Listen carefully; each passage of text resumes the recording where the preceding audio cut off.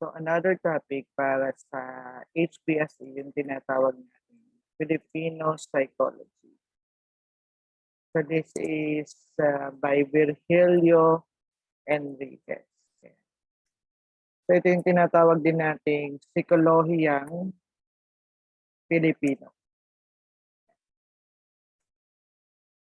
So ang sinasabi dito, the psychology born out,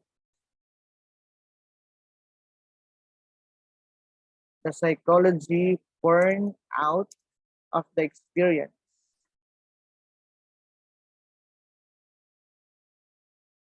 thought, and orientation of the Filipino. Yeah. So madalas itong psikolohiyang Pilipino, lagi siyang napapasama sa ating sa board exam. Medyo favorite ito ng ating mga board of examiner. So pag sinabi din nating psikolohiyang Pilipino, this is based on the full use of Filipino culture and language.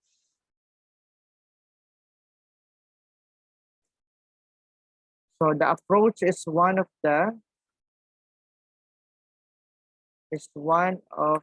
the indigenous form, indigenization form, or from within.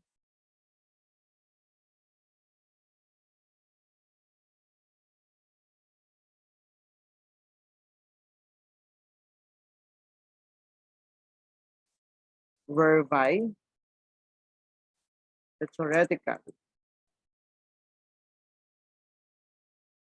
theoretical framework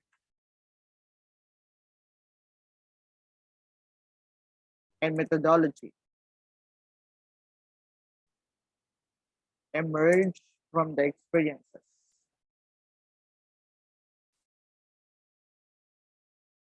of the people from the indigenous culture.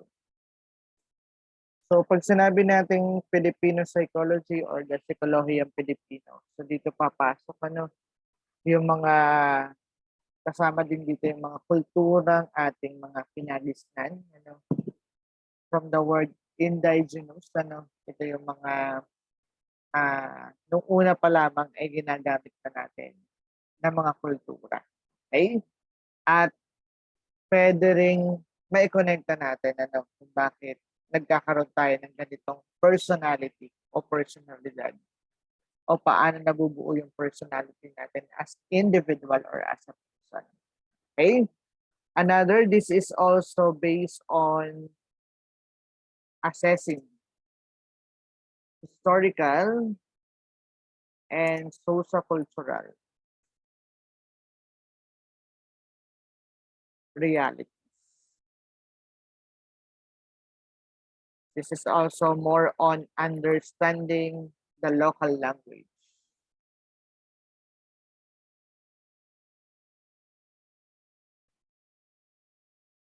So, at pagdating dito sa psikolohiyang Pilipino, so may iba't ibang konsepto rin binigyang diin si Virgilio Enriquez. So, meron tayong tinatawag na pagkataong Pilipino. So, when we say pagkataong Pilipino, so this is what we call the theory of Filipino personhood. Okay, a theory of Filipino personhood. So dito, binigyan niya ng definition, ano ba yung tinatawag na personality. It means persona or what we call the mass or like makeup. Conceals the person from the other's eyes. Kumbaga ito yung publicly pinapakita natin sa mga tao. Kaya tinatawag siyang mass. Okay? And ET means words or words or word points to personalize or individual domains.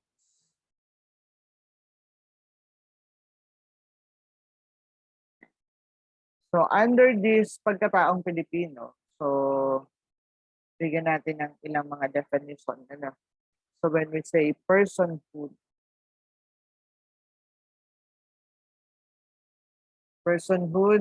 means hood or words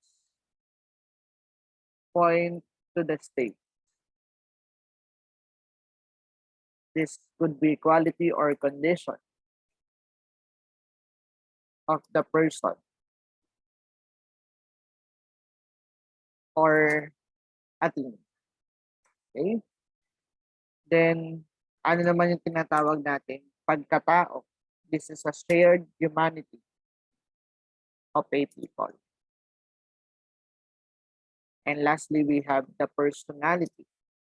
So when we say personality, this is the individual point of view. Ayan. So yung Filipino psychology or the psychology ng Filipino, so nakabase sa doon sa pagkataong Pilipino or what we call the theory of Filipino personhood. Ayan. At sabi nga natin, maaari nga nating ma-relate itong psikolohiyang Pilipino doon sa personalidad na meron tayo na tinatagay. Ayan. And under this, meron din tayong tinatawag na value system of psikolohiyang Pilipino. So, yung tinatawag nilang core value, yung pinakang tinatawag nilang kapwa or what we call the kapuwa. Okay. So, when we say kapwa o kapuwa, this is the shared self or what we call the shared identity.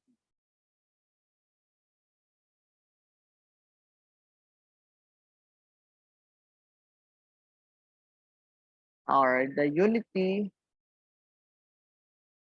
of the self and the other.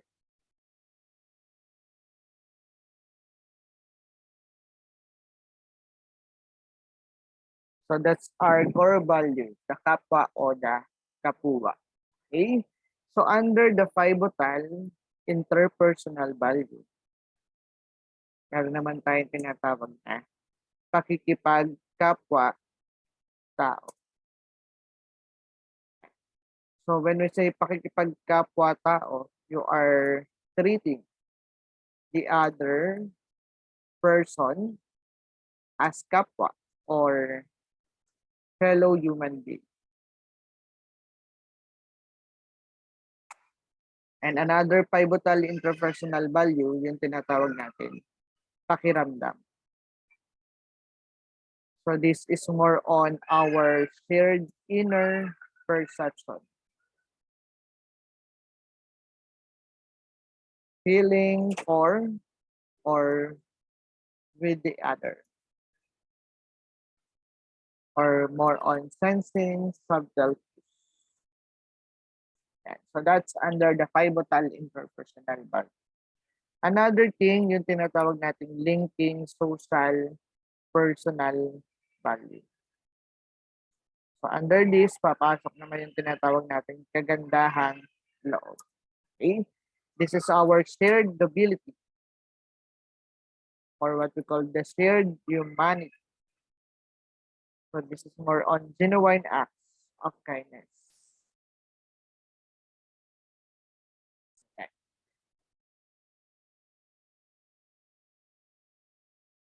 And under this Psikolohiyang Pilipino, so meron tayong 4 na na-identify din, na mga different values, So yung una, yung tinatawag nating confrontative values. Meron din tayong tinatawag na colonial accommodative values. We have the associated behavioral patterns. And lastly, meron tayong tinatawag na associated societal values. Yan.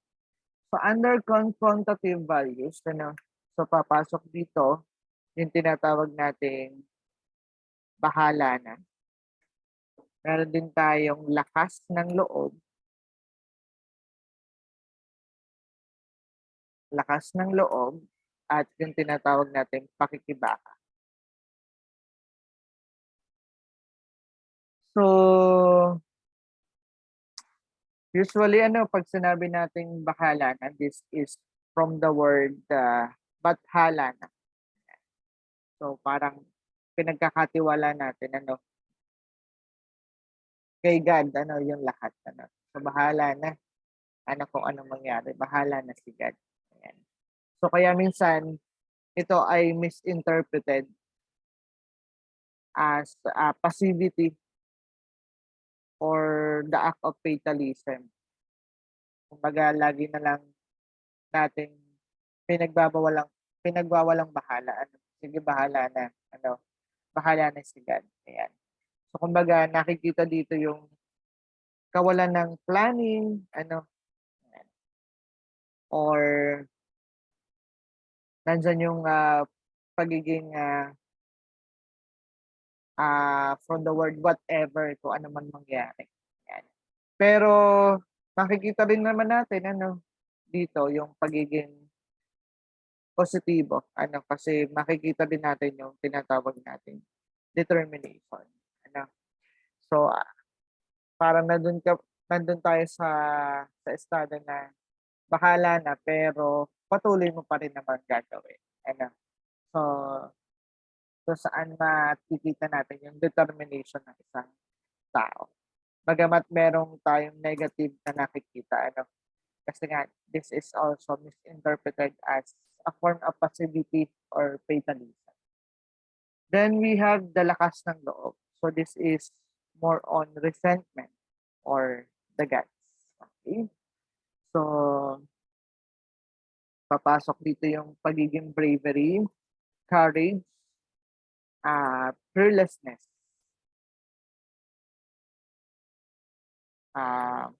our inner strength,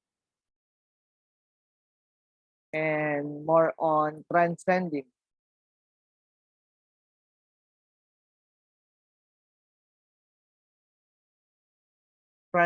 one's limitations. Okay?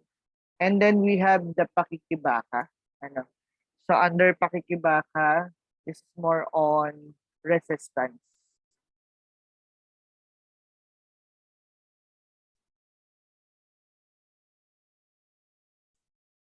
So dito naman makikita natin yung strength of our will and determination, or the resistance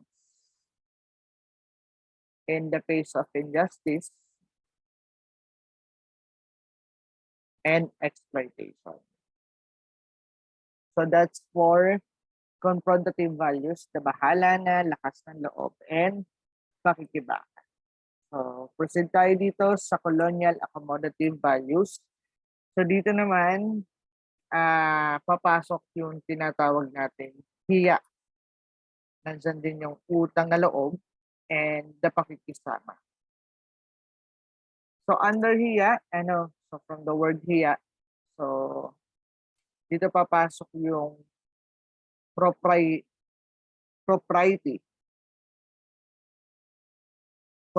or what we call the dignity. Yan. So this includes the shame or embarrassment,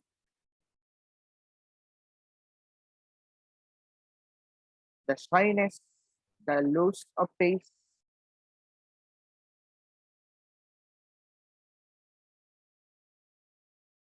so or the deference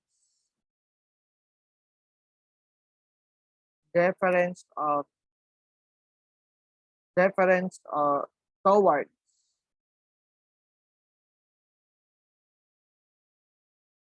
the other in order not to offend. Next, we have utang na loob. Ano? So, this is more on gratitude or what we call the solidarity.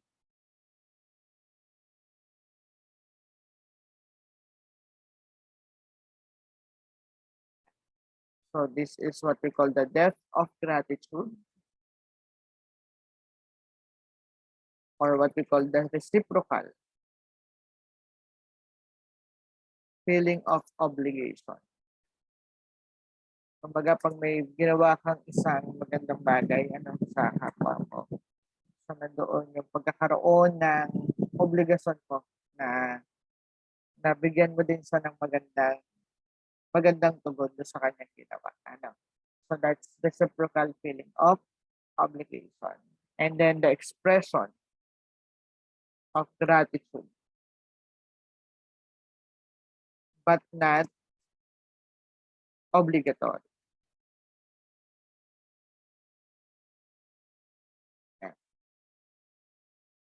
So that's utang na loob.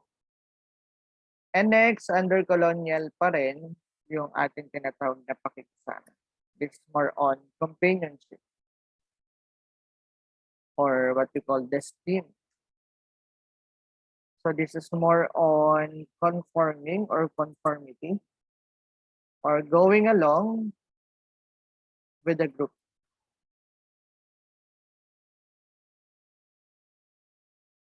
In order to maintain a smooth interpersonal relationship.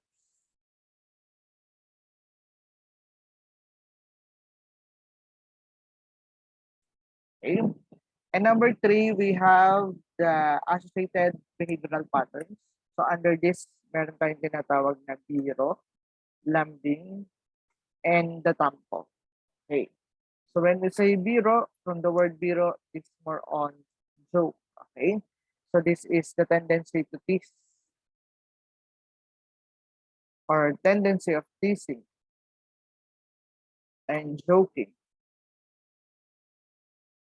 which acts as a psychological diffusing mechanism. Okay. And number 2, we have the lambing. So from the word lambing, it could be the sweetness. Okay. This includes the affectionate behavior, an expression of fondness or love or the tenderness. Okay. And lastly, the tampo. Okay. So this is more on ill humor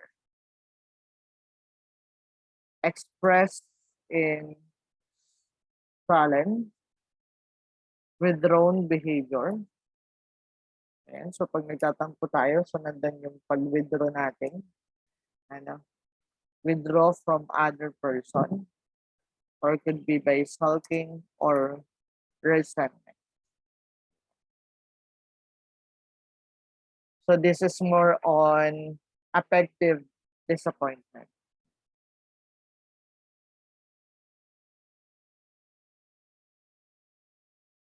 Okay? And lastly, the associated societal values. Meron din tayong tatlo dito. So we have karangalan,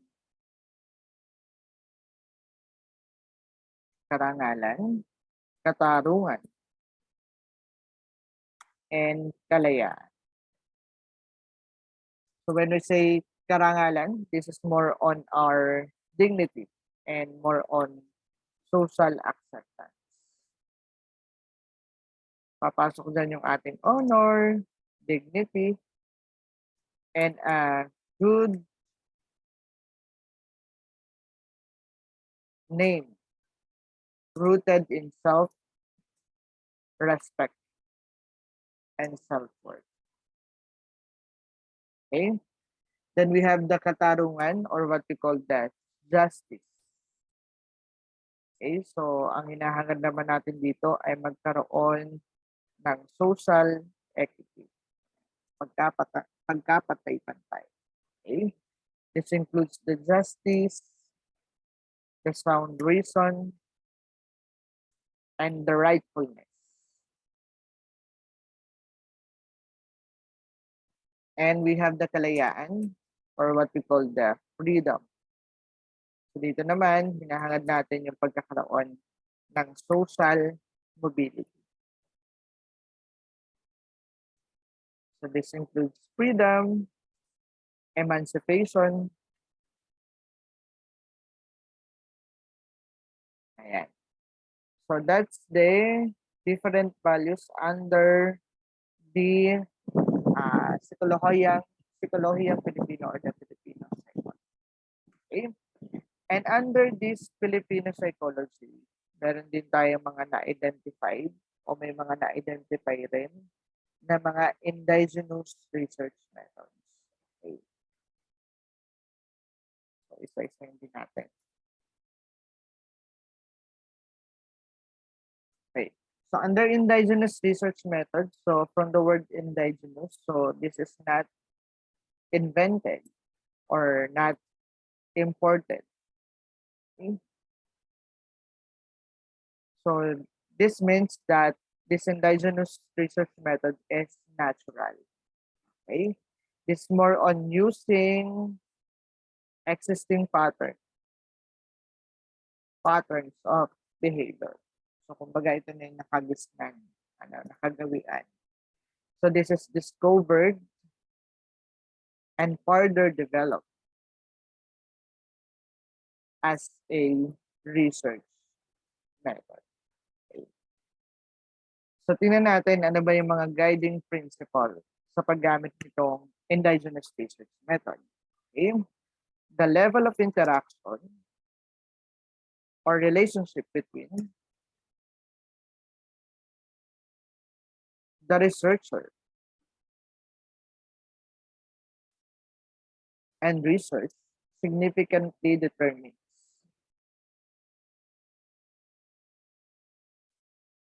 the quality of the data obtained in the research process. Okay. Number 2, participants should always be treated as equal, a fellow human being, not a guinea pig or experimental subjects. Ayan. So dito, using our indigenous research method, so tinitingnan natin yung ating mga participants sa ginagawang study as equal, as a fellow human being, at hindi lang basta as an experimental subject, na hinalin tulad niya doon sa isang guinea pig. Okay? And the welfare of the participants take precedence over data obtained from them. Ethical responsibility to the people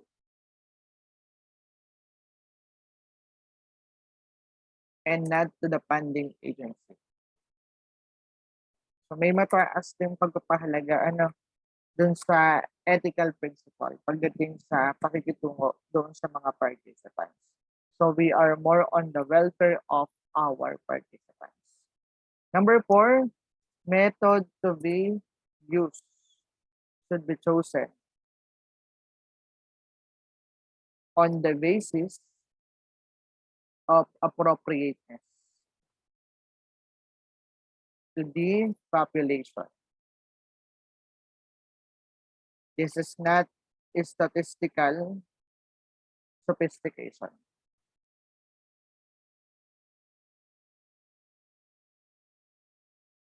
And adapted to existing cultural norms. So yung method din na gagamitin, so based on the appropriateness, kung sumama ito sa gagamitin natin base dun sa kanilang kultura. Ano? So, nandun yung pag-respect natin dun sa kultura ng ating gagamiting participants or the population in our research. Okay? And the number 5, the language of the people. People should be the language of research at all times.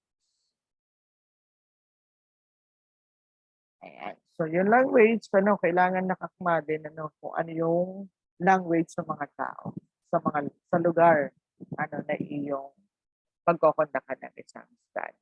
Ayan. So now, tingnan natin ano ba yung ilan sa mga indigenous research methods. Okay? So we have what we call we have 12, So yung una yung pakikipagkwentuhan. So when we say pakikipagkwentuhan, so this is more on storytelling or the informal conversation. Number 2, we have panunuluyan. Okay. So this is residing on the research set. Number 3, we have pakikisangkot. So this is more on integral involvement. Pagdating natin dun sa halimbawa sa komunidad na ating pupuntahan. Integral involvement. And then we have pagtanong-tanong.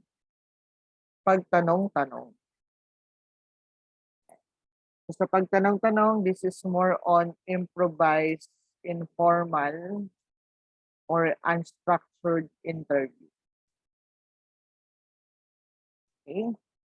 We have pagdalaw-dalaw, or what we call the occasional visit of house. And we have the ginagabayang talakayan, or what we call the collective indigenous discussion.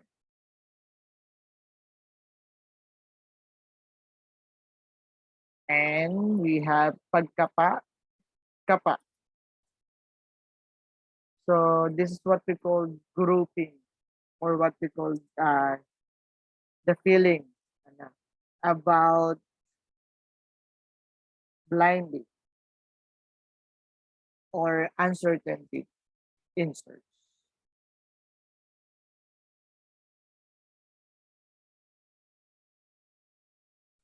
And then we have pakikiramdam. So this is more on our shared sensitivities.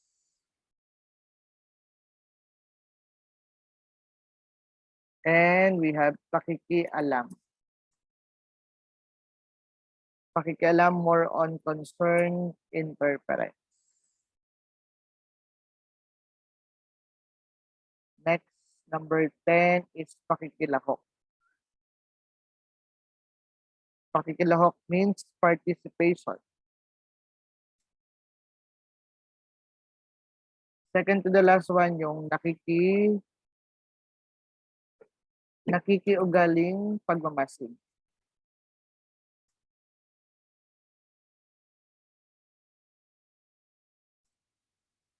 So this is more on participant observation. And last, we have the pakikisama, or getting along with. So this comprises our yung ating tinatawag na indigenous research method. Okay?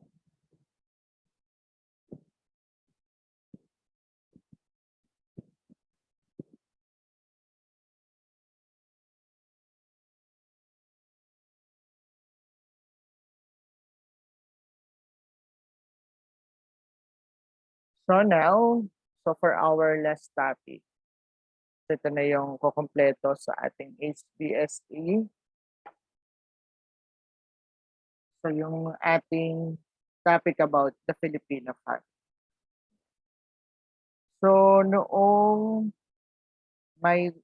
time na merong pang madre sa board of examiner. So karaniwan, favorite niya din tong about sa family. Karaniwan lumalabas din sa mga board exam. Pero ngayon wala na yung madre doon sa board of examiner natin. Pero mahalaga pa rin na alam din natin if in case na mapasama sa mga questions on board exam. Yan. So tingnan lang natin yung history ng Filipino family. So under the pre-Spanish period. Yan. So during the pre-Spanish period, so dito umusbong yung pagkakaroon ng mga arranged marriage. At saka yung pagkakaroon ng dowry system. So pag sinabi natin dowry system, so merong transfer of goods from the groom's family to the bride's family. So kumbaga ito yung bilang kapalitan ng pagpapakasal mo doon sa isang babae, kailangan meron kang ibibigay na certain goods or thing, or ari-arian, dun sa pamilya ng babae. Okay? So dito rin umusbong yung tinatawag na bigay kaya and what we call the suhol. Okay? Or which is this is what we call which is giving or exacting payment to the fullest.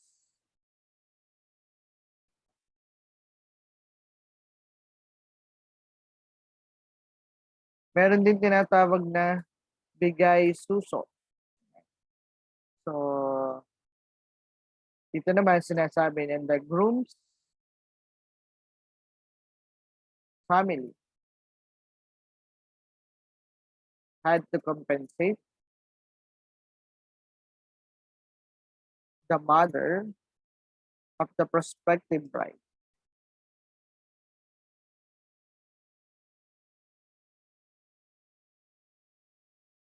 Breast milk becoming a potent symbol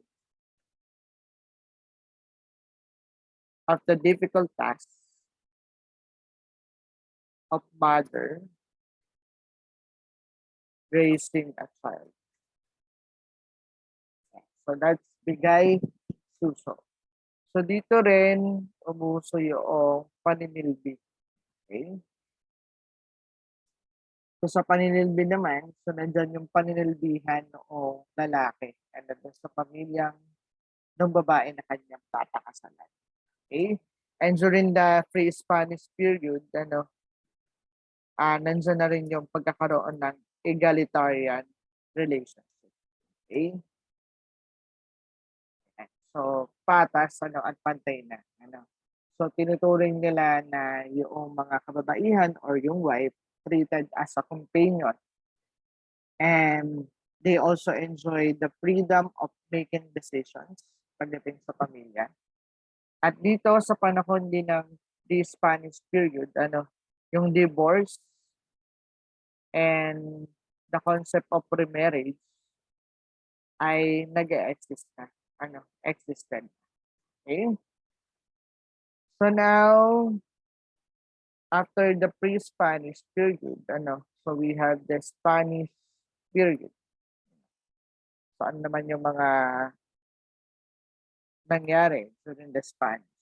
So dito na-introduce na natin, na-introduce na yung Catholicism. So nagkaroon ng malaking influensya, ang Catholicism, pagdating sa mga pamilya.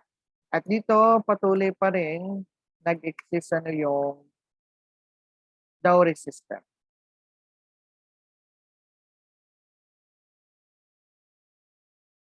Yan. Ayan. So, during the Spanish, hindi pala siya nag-exist. Ano? So, dito ay unti-unti nang nabawasan or unti-unti nang nabawasan yung pagkakaroon ng practice of dowry system with the practice of dowry system. And diniscourage na nila yung pagkakaroon ng mga arranged marriage.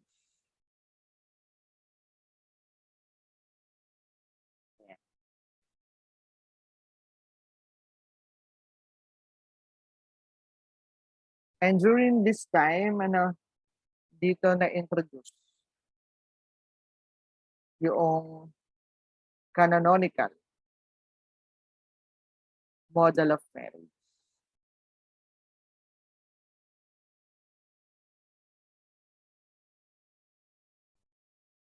Or what we call the matrimony of matrimony as a sacrament. And they preserve its solidarity and family ties were become closer. Okay, so that's during the Spanish period. And we have during the American period. During the American period, so dito naman yung time na inintroduce yung Protestant. Okay?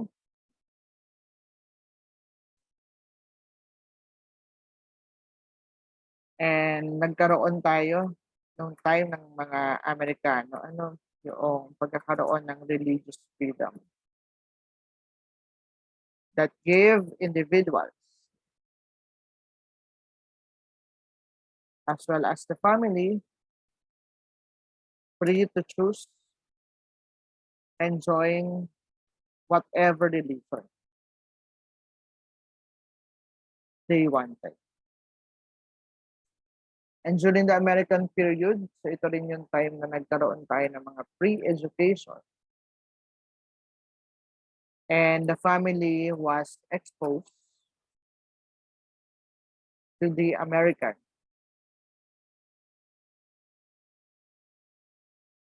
way of thinking.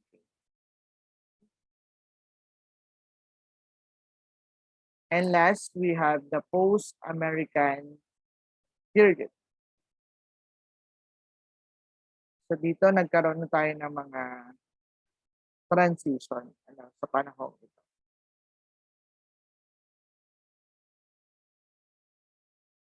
At mapapansin natin sa post-American period, dito na naglabasan o yung pagkakaroon ng mga single parenthood, pag-usbong ng iba't ibang uri ng family, the consensual arrangements,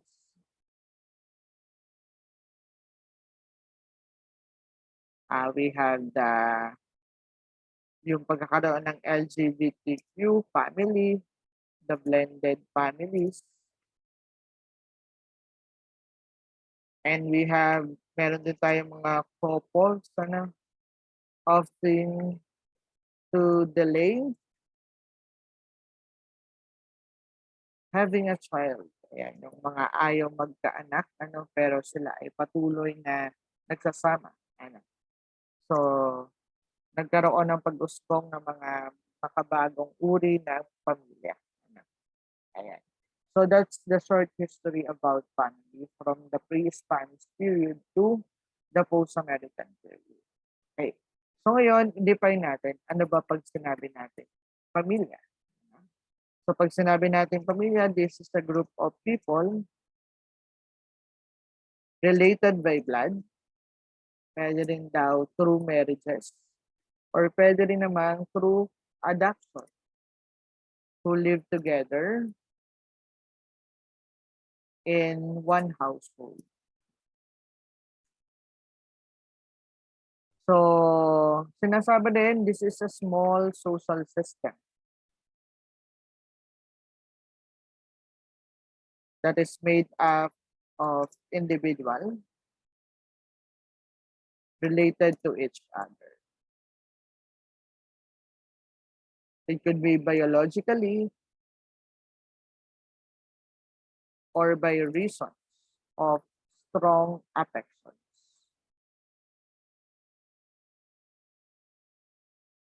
And loyalty that comprises a permanent household and persists over decades. Ayan. So when we say family, so it could be related sila through blood, marriages, adoption, na tumitira in one household. And then, tinuturing natin siyang a small system that is made up of individuals na related with each other, could be biologically or through strong affections. Ayan. So that's what we call family. Okay. And sa konsepto ng family, so mahalaga rin pag-usapan natin yung forms of marriage. Okay? So one, we have what we call the monogamous. So pag sinabi natin monogamous, ano? So meron ka lang only one partner from the word mono. Okay? During your lifetime, ano, meron ka lang isang partner o asawa. And we have the polygamous. Okay? So this is what we call the plural marriage. Ayan. So ito yung mga cases na dalawa ang asawa, ano, and most common ito na makikita natin doon sa mga Muslims. Ano. And meron tayong tinatawag ano, na polygyny and polyandry. So when we say polygyny, ano, yung lalaki ay maaari mag-asawa ng dalawa o higit pang babae at the same time. Okay? The marriage of one man to two or more women at the same time. So pag sinabi naman natin polyandry, yung babae, pwede sa mag-asawa ng two or more men at the same time. Okay? This is the marriage of one woman to two or more men at the same time. Okay? So that's the form of marriage, could be monogamous or polygamous. So pag sinabi natin polygamous, this is the generic, ano, pero meron pa siyang specific na tawag kapag sa lalaki at babae. That's polygyny and polyandry. And then we have forms of marriage din according to selection of marriage partners. Okay.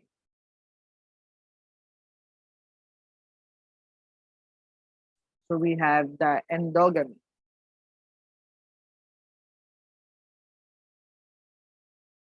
And we have the exogamy. Kapag sinabi natin endogamy, ano, so maaari ka lang magpakasal within your clan or ethnic groups. Ano. Pag sinabi namang exogamy, pwede ka magpakasal outside your clan or ethnic group. Okay? So when we say endogamy, this refers to the norms which dictate that one should marry within one's clan or ethnic group.